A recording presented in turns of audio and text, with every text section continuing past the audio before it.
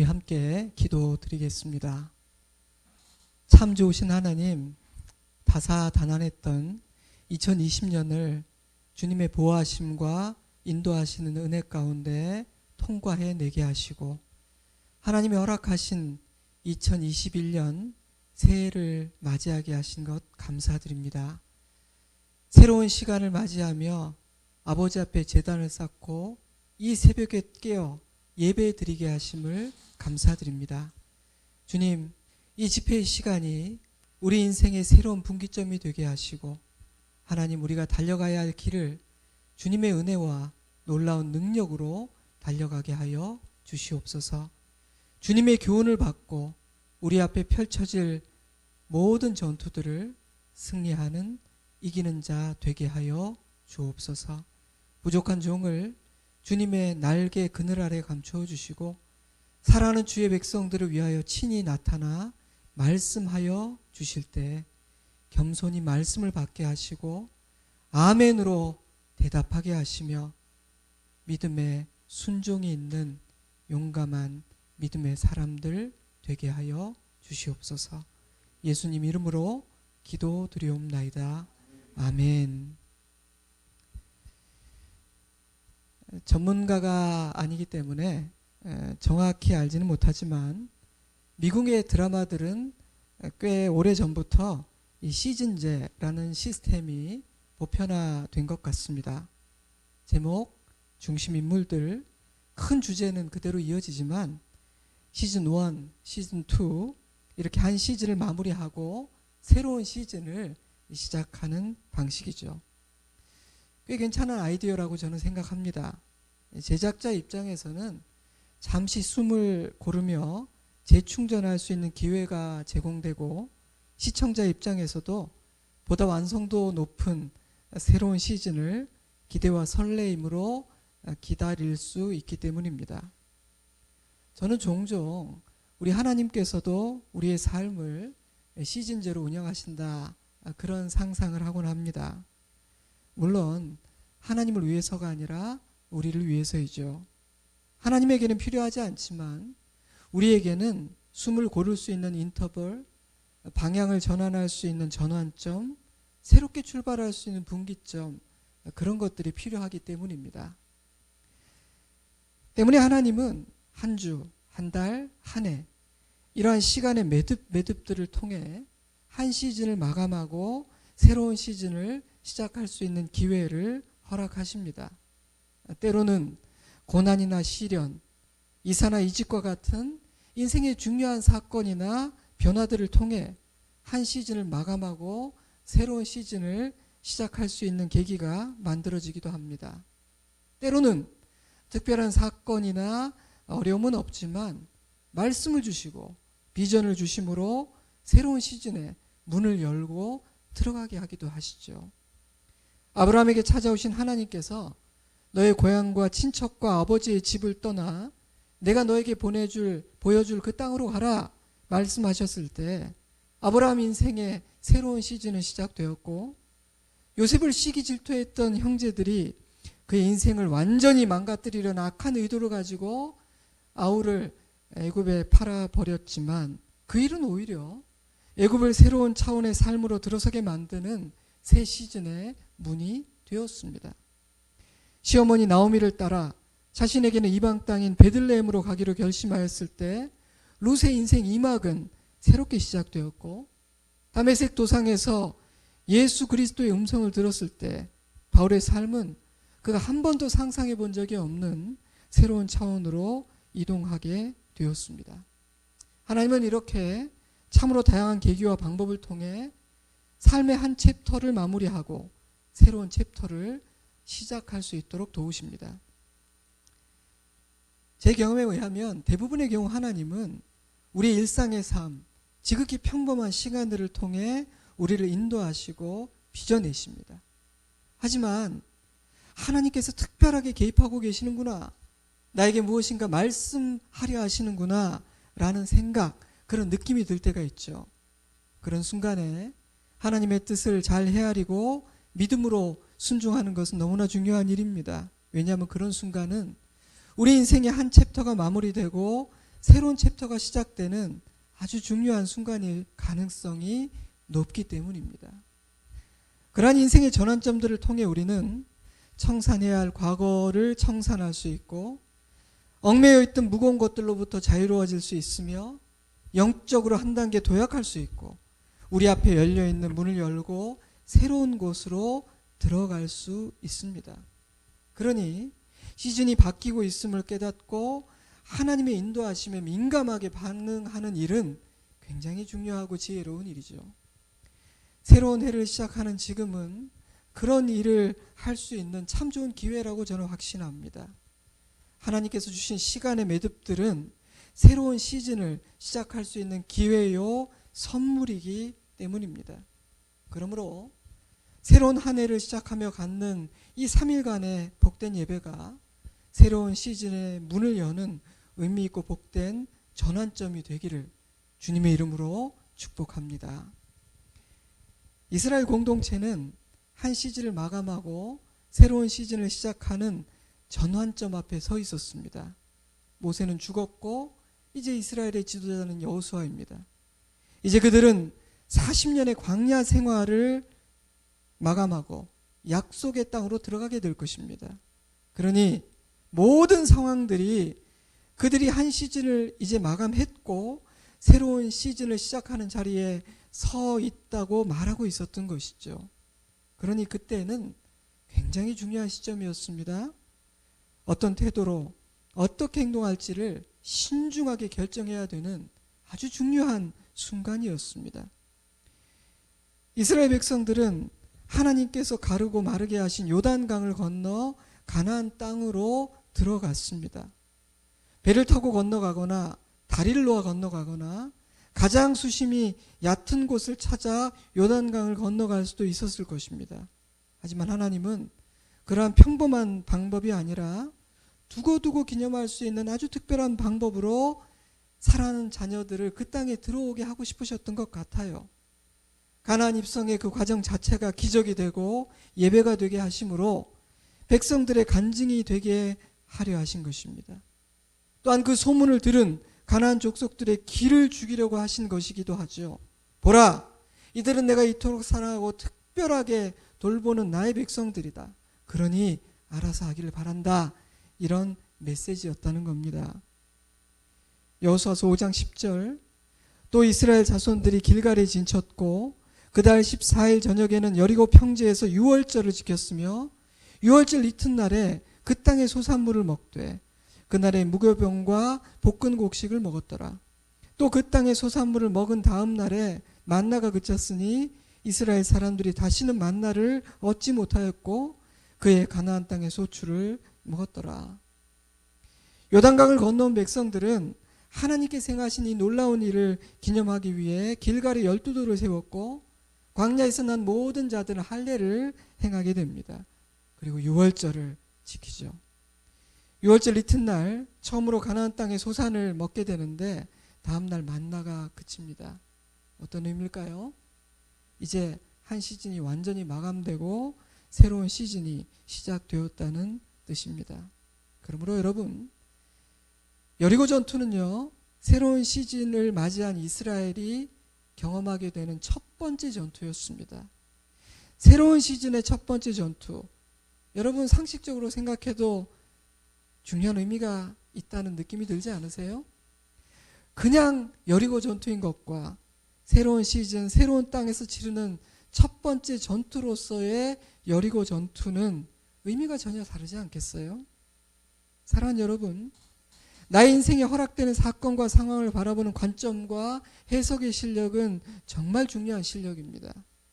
지금 나에게 벌어지는 일들이, 나에게 허락된 이 상황들이 왜 이 시점에 어떤 이유로 어떤 의미를 가지고 벌어지고 있는지를 이해할 때 그 의미가 달라지고 내가 어떤 의미를 부여하는지에 따라 그 일에 임하는 나의 반응과 자세가 완전히 달라지기 때문입니다.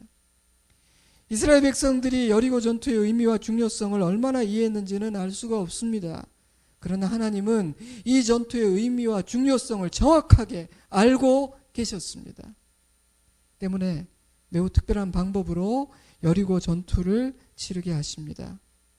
새로운 시즌을 시작하는 이스라엘 백성들의 심령에 승리의 비결을 분명하고 확실하게 새겨주시기 위함이었습니다. 이 싸움은 앞으로 계속될 전투에 큰 영향을 미치고 방향을 설정하는 매우 중요한 싸움이었기 때문입니다. 그러니 여리고 전투는 단지 단 한 번의 전투가 아니었던 것이죠. 우리 인생에도 그런 전투가 있습니다. 종종 그런 전투가 우리를 찾아옵니다. 여러분, 그런 전투는요, 정말 잘 싸워야 하고 반드시 이겨야만 합니다. 또한 우리는 그런 전투에서 분명한 교훈을 얻어야만 합니다. 왜냐하면 그런 전투는 우리의 남은 삶 전체에 영향을 끼치는 중요하고 의미 있는 전투이기 때문입니다. 그래서 하나님은요, 그 첫 상대를, 굉장히 강한 상대를 선택하셨습니다. 그리고 아주 독특하고 특별한 방법으로 싸우게 하십니다. 여러분, 성경을 읽어보세요. 여리고 전투와 같은 그런 전략으로 싸운 전투는 이 전투가 유일해요. 사랑하는 성도 여러분, 하나님께서 하시는 일에는 우연이 없습니다. 하나님은 충동적으로 기분에 따라 어떤 일을 행하지 않으십니다. 그러므로 하나님께서 나에게 어떤 특별한 상황을 허락하신다거나 이해하기 어려운 요구를 하실 때에는 평소보다 훨씬 더 진지해져야 합니다. 자세를 고쳐야 하고요. 하나님께 그 뜻을 물어야 합니다. 영적으로 민감해져야 하고 주님이 주시는 음성을 하나라도 놓치지 않기 위해서 귀를 쫑긋 세우고 경청해야 합니다. 소음을 끊고 고요함 속으로 들어가야 할 때죠. 자, 그렇다면 이 여리고 전투를 통해 하나님께서 이스라엘에게 가르쳐주고자 하신 승리의 비결은 무엇이었습니까? 그것은 순종이었습니다. 순종.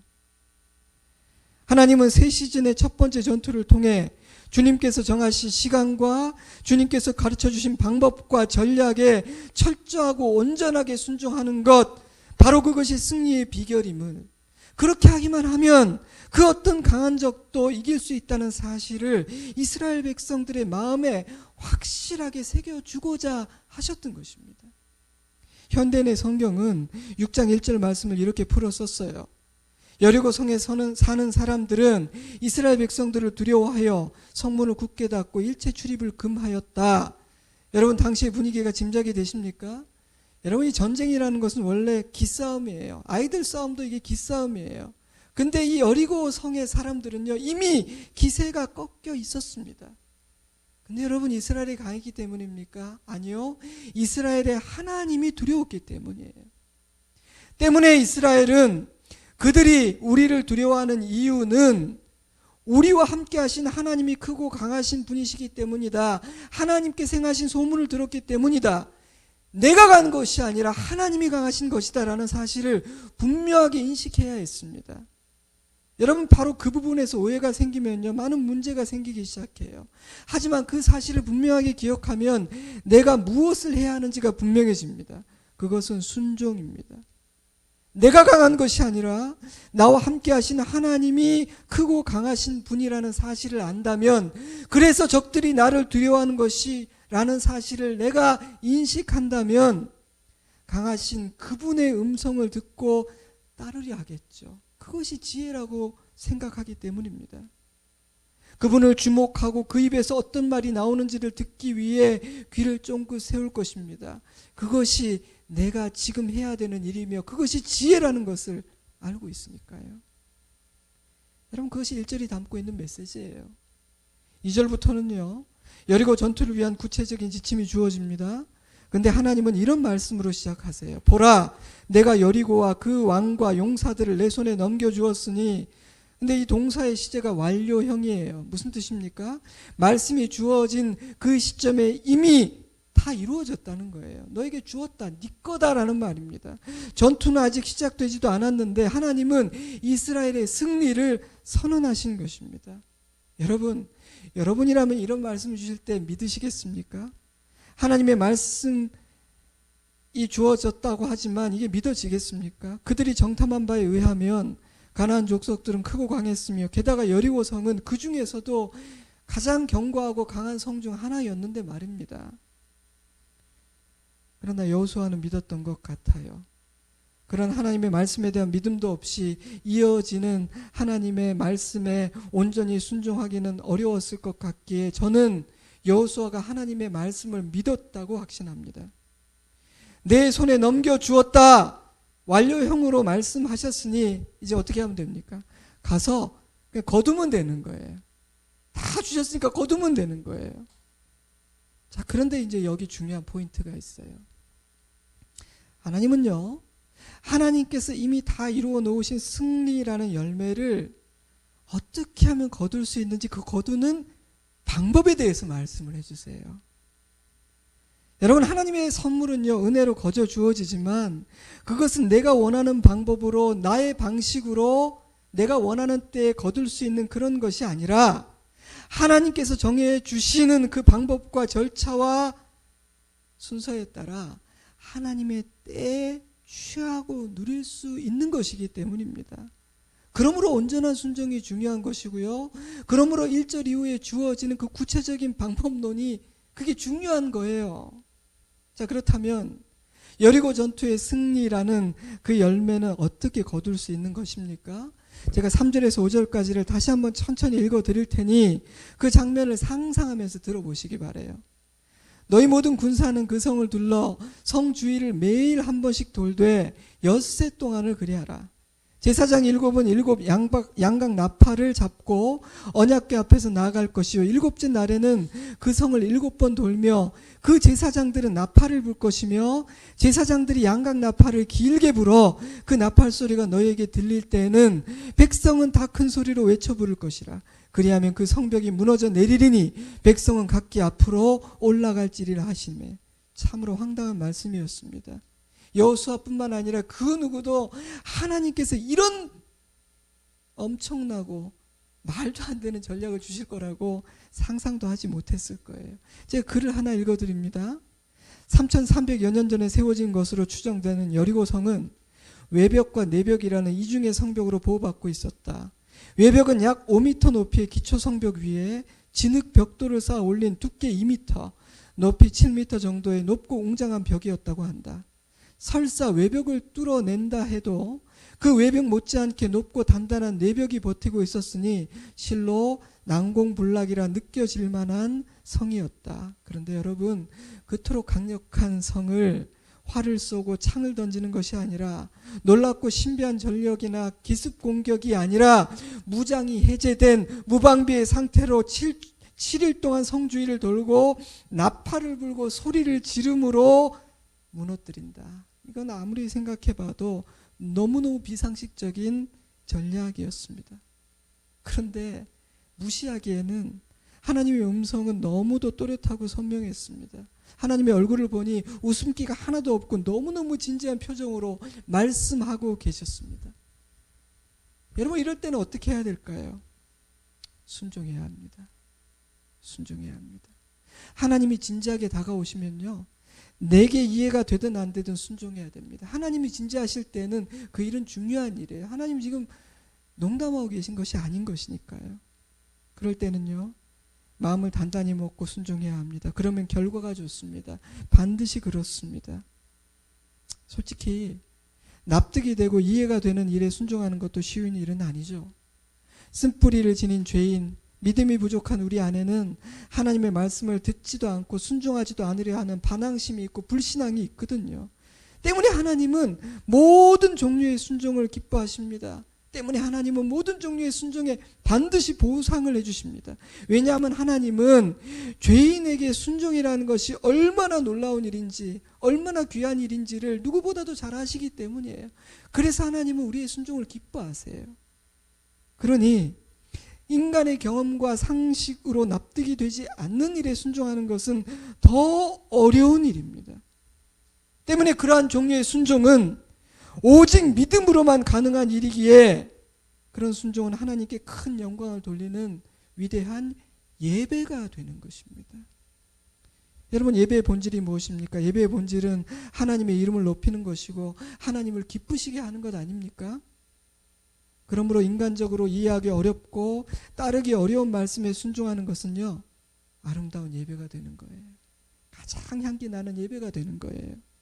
그러므로 하나님께서 이스라엘 백성들에게 온전한 순종을 요구하셨다는 말은요, 하나님께서 이스라엘 백성들에게 온전한 예배를 요구하셨다는 말과 다르지 않습니다.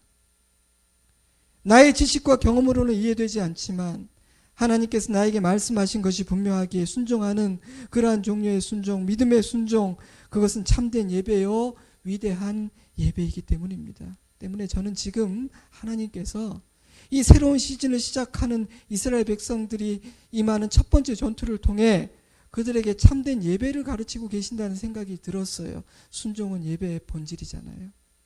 때문에 승리의 비결이 순종이라는 문장은 이렇게 바꿔도 될 것 같아요. 승리의 비결은 하나님만을 높이는 참된 예배가 우리 삶의 중심에 위치하는 것입니다. 생각해 보세요. 이스라엘 백성들이 하나님의 말씀에 불순종하고 하나님과 우상을 겸하여 섬김으로 예배를 잃어버렸을 때 그들은 언제나 패배하고 무너지지 않았습니까? 성경을 읽어보십시오. 예배와 순종은 언제나 연결이 됩니다. 사무엘상 15장 22절 사무엘이 이르되 여호와께서 번제와 다른 제사를 그의 목소리를 청종하는 것을 좋아하심같이 좋아하시겠나이까? 순종이 제사보다 낫고 듣는 것이 수장의 기름보다 나으니 사울 왕은 예배를 드렸지만 예배에 실패했습니다. 방식에 문제가 있었기 때문인가요? 성가대가 부실하고 악기가 모자랐기 때문입니까? 그렇지 않습니다. 그가 하나님의 말씀에 순종하지 않았기 때문입니다. 때문에 하나님은 사울의 화려한 예배를 받지 않으셨어요. 그 결과가 무엇이죠? 사무엘상 15장 26절 왕이 여호와의 말씀을 버렸으므로 여호와께서 왕을 버려 이스라엘 왕이 되지 못하게 하셨음이니이다. 그는 순종에 실패함으로 예배에 실패했고 예배에 실패함으로 하나님께서 허락하신 모든 복들을 다 잃어버리고 말았던 것입니다. 그러나 안타깝게도 그것은 단지 사울만의 문제는 아니에요. 그러므로 그러한 우리의 연약함을 아신 하나님은 새 시즌의 첫 전투를 통해 승리의 비결이 무엇인지를 이스라엘 백성들의 심령에 확실하게 각인시키고 싶으셨던 것 같아요. 그래서 너무나 강력한 상대를 첫 상대로 정하시고 철저하고 온전한 순종으로 인하여 이기는 경험을 하게 하십니다. 무기와 전략이 아닌 오직 하나님을 신뢰하는 믿음과 순종으로 이기는 경험을 하게 하시는 것이에요. 그리함으로 이스라엘 백성들이 하나님 안에서 참된 승리의식을 갖게 되고 또한 그들이 어떻게 이길 수 있었는지 왜 승리인지를 마음팍에 선명하게 새겨둠으로 승승장구하기를 바라셨던 겁니다. 그것이 하나님의 뜻이었어요. 하지만 여호수아와 이스라엘 백성들이 믿음으로 반응하지 않는다면 그들은 또다시 먼 길을 돌아가야 했을지도 모릅니다. 물론 우리가 아무리 어리석은 선택을 한다 할지라도 하나님의 큰 그림, 거룩하고 선하신 목적은 방해될 수 없습니다. 하지만 우리는 돌아가게 돼요. 하나님의 뜻은 이루어지지만 우리는 돌아가게 되고요. 우리는 하지 않아도 되는 고생을 사사 하게 됩니다. 근데 감사하게도 이스라엘은 온전하고 철저하게 순종했습니다. 사랑하는 성도 여러분, 우리 역시 순종의 고백과 순종의 결심으로 새로운 시즌을 시작할 수 있기를 바랍니다. 그러면 이 새로운 시즌은 승승장구하게 될 것입니다. 3절에서 5절 말씀을 보면 하나님은 매우 구체적으로 여리고성을 무너뜨리는 방법을 가르쳐 주셨습니다. 그런데 7일 동안이나 순종할 것을 요구하신 이유는 무엇일까요? 완전한 순종, 끝까지 순종, 철저한 순종, 바로 그것을 가르치시기 위함이었습니다. 우리 하나님은요, 하루 만에 여리고를 함락시킬 수 있는 분이십니다. 아니 반나절도 안 걸릴 수 있습니다. 단 1초 만에 무너뜨리실 수도 있습니다. 그러니 7일이라는 순종의 분량은 하나님 때문이 아니라 이스라엘을 위해서 정해진 분량임을 우리는 깨달아야 합니다. 인간에게는요, 그 일의 분량과 무게에 따라 걸리는 시간이 달라져요.